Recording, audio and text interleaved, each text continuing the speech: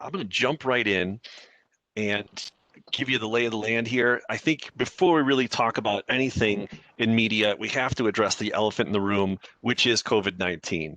And we're going to take a look back at the year that was and one of the biggest crises that we've ever faced and how it affected behavior and media usage. Then we'll get into the role that TV and radio play in our lives. Hint, it's a major factor. We're also going to look at a comparison of broadcast versus other media and the benefits it offers. Again, as Justin said, we're going to save questions till the end if you don't mind, but we'll have plenty of time for them. I've tried to color code everything in these presentations. As anything TV focused will be purple and anything radio focused will be blue, but it's not a hard and fast rule. I just try to make it a little easier for you. We may bend those rules as we go. But I'm going to start off with a study that we did during the height of the crisis. This is back in April of 2020, and it was a quick study that we fielded of around over 3,000 respondents nationwide. And we wanted to get a quick read on how they were getting their information about COVID-19. And we asked those people all across the country, what source are you relying on for information about coronavirus? And you're seeing scores here for those people who said they exclusively or heavily rely on these sources for COVID-19 information. And no surprise, broadcast TV news was a strong number one, followed by cable TV news and radio news. Once again, as we've seen in crises of the past, broadcast is the main way that people are getting their information about what's happening in their communities. This is followed by news aggregators such as Google News and social media. These are dominant platforms. You hear about them all the time. They're on your smartphone, pinging you constantly. But in the survey that we fielded nationwide, they were not the main way that most people were getting their information about COVID-19. It was coming through television and radio. The reason why that is because radio and TV are very favorable when it comes to trustworthiness. And in the study that we did, again, we asked people their opinion of a variety of different news sources with regard to COVID-19 information. And you see in blue, radio news scores highest for trustworthiness and accurate information. The purple bar is broadcast TV news, really strong as well on trustworthiness and accuracy. And for having up-to-date information, it is the number one source by a strong margin. Both TV and radio, compared to even government websites, scored higher than literally black and white information from the government.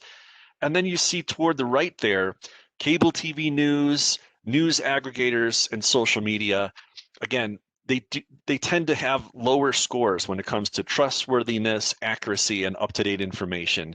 And again, this is the halo effect that TV and radio have, and it's the trust that's been built up over years and maintained even through an important crisis like COVID-19. On the next slide, we're just taking the same data that we saw on the first slide here, and we're just pairing it back to the primary source. We asked people, what was the primary source that you were getting your coronavirus information from?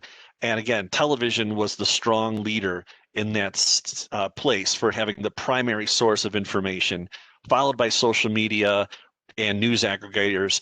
In this example, radio news was not the primary source for the majority. About 7% of people were using it as their primary source because there was a little bit of a less opportunity to listen to radio across the country during the month of April because we were on lockdown. And we also asked people how their behavior changed during this time. And we asked them, are you doing more of, less of, or the same with regard to watching or listening to news on that first row? You see that 54% were doing this a lot more often. Another 34% were doing it about the same, and 12% less often. So there was definitely going to be a spike to news consumption during April that we were going to see. And this was a field that was study was fielded months ago. When we look at the non-news programming on the middle row there, this is television programming that is not news. Again, we saw even an increase in that behavior. And again, listening to the radio, like non-news, like music programming, was going to be really kind of impacted because there wasn't this typical commute times and so on. So about 70% said that they were going to be listening to the same or more radio, but 30% were going to be listening less. And again, that was just an impact of people being on lockdown. We're going to shift going from the national data during COVID, and we're going to look at where we stand here in Colorado. And on this slide, we're going to look at the trend of TV usage since then. And on the next slide, we'll look at radio. So we're going to look at what happened pre-COVID, which was March. We'll use that kind of as our benchmark. You see, when April happened and people were pretty much on lockdown, there was a spike in viewership to television. And then as the news cycle started to regulate, viewership kind of went to more of a seasonal pattern in the summer, and it has now since picked back up into the fall. And this is a slide that's based on Denver. We also have slides in this deck in the appendix for Grand Junction and Colorado Springs as well. But I'll just shift gears to radio over that same time period, and we'll see here that something different happened with radio, where in pre-COVID times, the listener level was, as you see in March, and it took a big hit in April when people were on lockdown. And months following, the audience has slowly recovered back to its kind of seasonal levels. And come fall, we are now back to kind of pre-COVID levels for radio listening. This is what we're seeing in Denver. The impact in the more rural areas of the state was even more muted than this. It was pretty steady, but we just don't have a monthly view of that. We have it less frequently. So we're just going to focus on what we're seeing on a monthly level, but things that have already returned back to normal. But nevertheless, the slides that we looked at earlier here about what was happening nationally, we saw the same things happening in Denver with a big shift in April, but now things have recovered significantly. So that's a look back at what had taken place in 2020 and how broadcast media rose to the occasion during this crisis. But now let's take a look at the role that TV and radio play in our lives. Here's a slide favorite from years past, and 96% of Colorado uses broadcast and TV and radio each week. So 4.2 million out of 4.4 million adults in the state of Colorado have tuned in to either broadcast, TV, or radio in the past week. A strong number that we saw last year. We're seeing it again this year, despite the upheaval that we saw with COVID. Taking a closer look at television usage, people use television nearly every day. The average adult in Colorado watches 5.9 days of television per week. So they're tuning in 6 out of 7 days a week. Millennials, 4.9 days a week, or 5 out of 7 days a week that they're tuning in. And adults 35 plus, 6.4 days per week of viewing. That means that there's only about 2 days a month when adults 35 plus don't have the TV on. So it is always on. With regard to radio, it enjoys a lot of weekday usage. And we see that adults 18 plus, they listen on average 4.2 days per week. And as you'll see in slides later, it is the soundtrack of the American worker. So a lot of that listening does tend to happen Monday through Friday. Adults 18 to 34, they listen 3.8 days per week on average, and adults 35 plus, it's 4.4 days per week. When we look at total minutes of listening to radio and TV, it totals up to over 5 hours per week of usage to TV and radio. And the purple bar here represents live TV usage at around 3 hours a day, time-shifted viewing around half an hour a day. AM/FM radio there in blue is used about an hour and a half a day. That little thin slice there is DVD or Blu-ray player usage. That's about 3 minutes a day. Not a lot of 3-minute movies, but it's showing that it's not really being used very much. The game console on average is used about 19 minutes a day, but the multimedia device, this is one where we saw a big change from last year. It's up to almost an hour a day. And a multimedia device is defined as something that is an over-the-top device connected to your TV, like an Apple TV, a Roku, Chromecast. Uh, there's been a lot more players over the years and a lot more content options now. Some national numbers here that we just wanted to plug in here is PC usage, surfing the internet on a PC or a Mac, around a half an hour a day on average. This is not reading email. This is just going on different websites and so on. Smartphone. This is definitely a number that has grown in the past. It's almost 3 hours a day of usage. So we are on our smartphones for almost 3 hours a day, and our tablets for almost an hour. So the usage that you're seeing on a smartphone is largely driven by social media. It's over half of that usage is social media usage, followed by search, e-commerce, gaming, and even streaming content from broadcast television and radio. So it does kind of bleed into some of the other categories, but we just wanted to paint a picture for what the typical day is like for the media user in Colorado. Another way to look at this data is to look at it on a weekly basis. And TV and radio still enjoys a very large share of the listening. 43% of all media use goes to TV and radio on a weekly basis. That's why it's called mass media. So the average person in Colorado consumes 83 hours of content each week across TV, radio, and digital. 36 of those 83 hours are spent with TV and radio. And you can see that smartphone, 20 hours, multimedia device, 13 hours, tablet, 6 hours, and so on.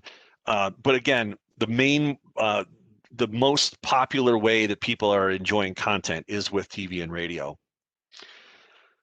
To break down some of this weekly usage, I wanted to just show some numbers at a demographic level, because I know advertisers like to see it at that specific level. And you have that broken down here. And what you're seeing are weekly hours and minutes of TV usage on the left in purple and pink, and radio in blue on the right. And by and large, you're going to see higher usage numbers for women with regard to television and higher usage of radio for men. It's just a theme we've seen year after year in these studies, and we just wanted to update these numbers for you as well.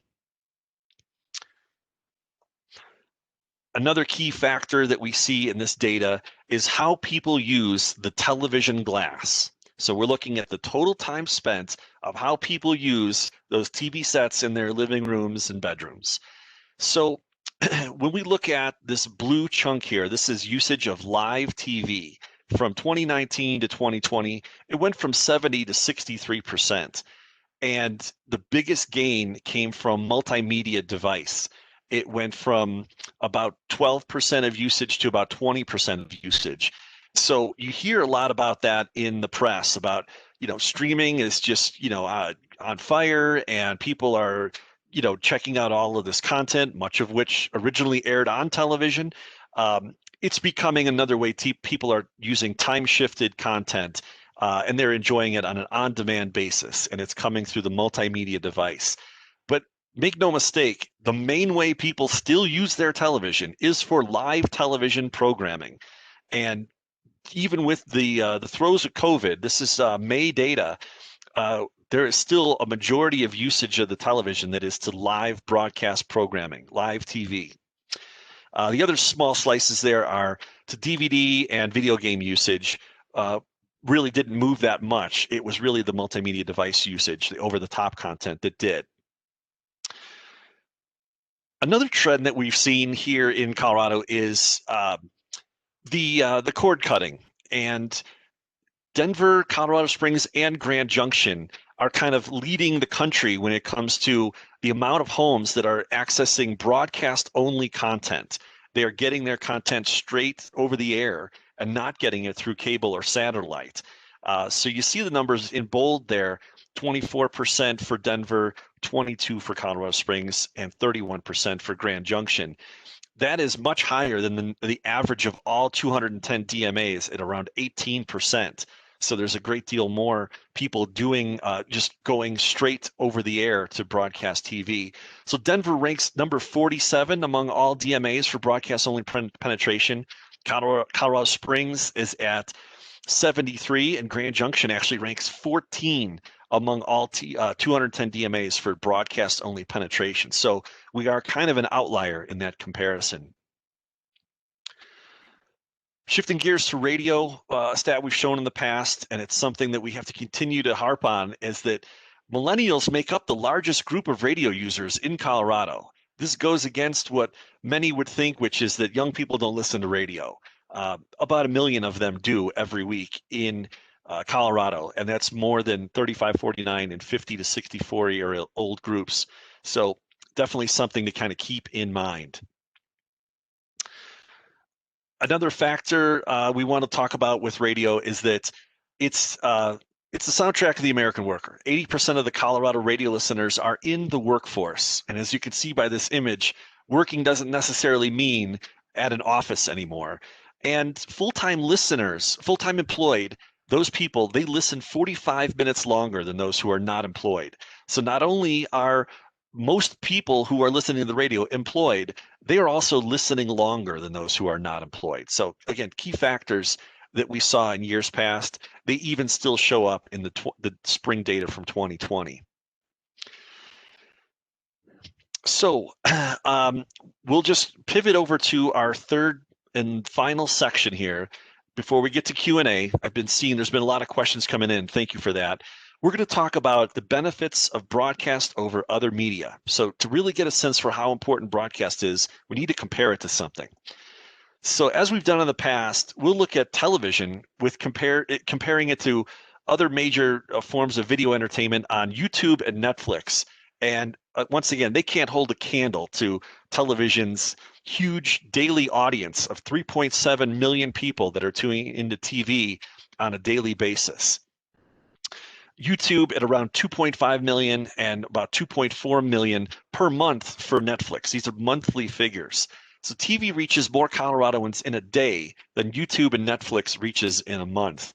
Justin wanted me to point out that this was a huge increase in daily TV usage in this data that we pulled from May because people were tuning in for COVID news and a lot of other things in their communities. So there was a big spike in daily usage of television, which made the gap even bigger compared to YouTube and Netflix, which really only gained 3% and 2% respectively year over year for monthly users.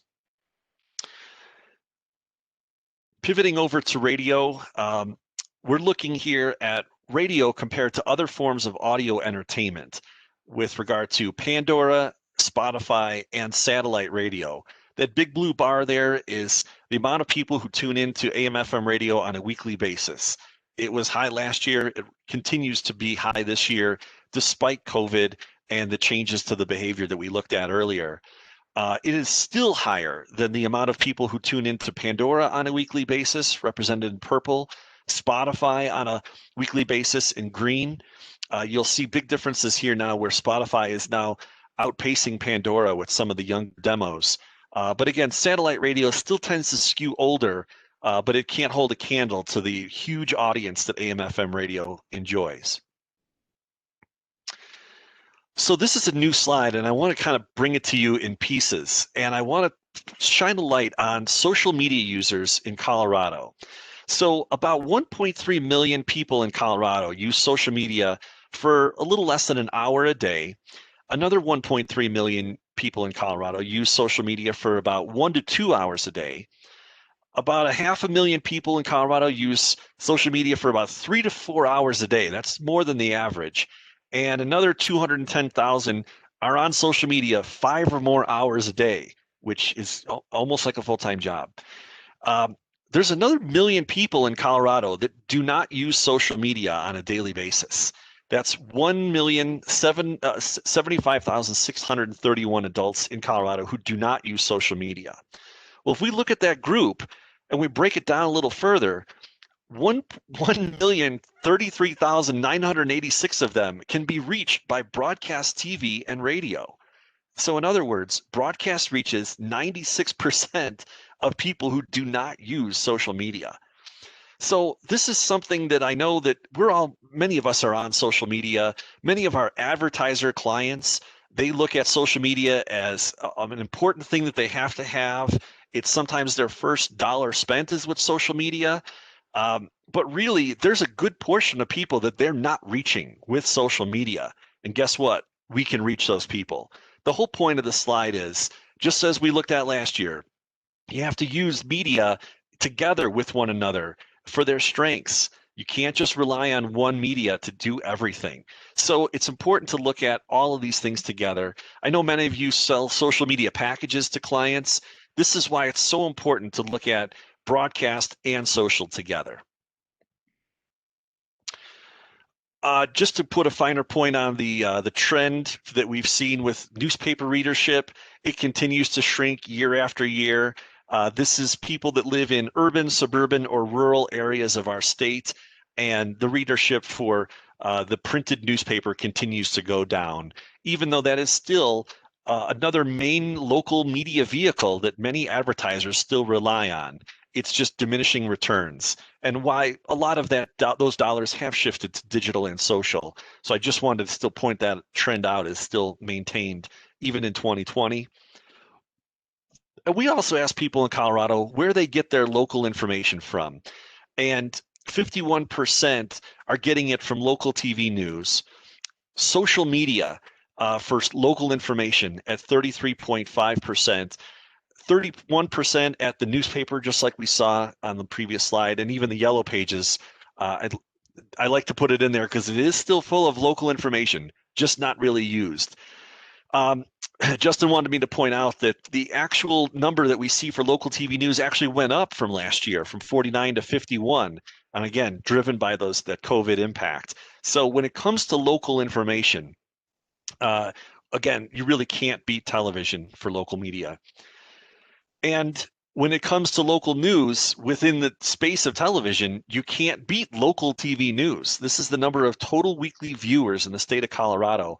Almost 2 million viewers to local TV news, 1.3 million to network television news, and 1.2 million to cable television news. So again, if you want local news, the biggest audience is where you'll find it, is with local information.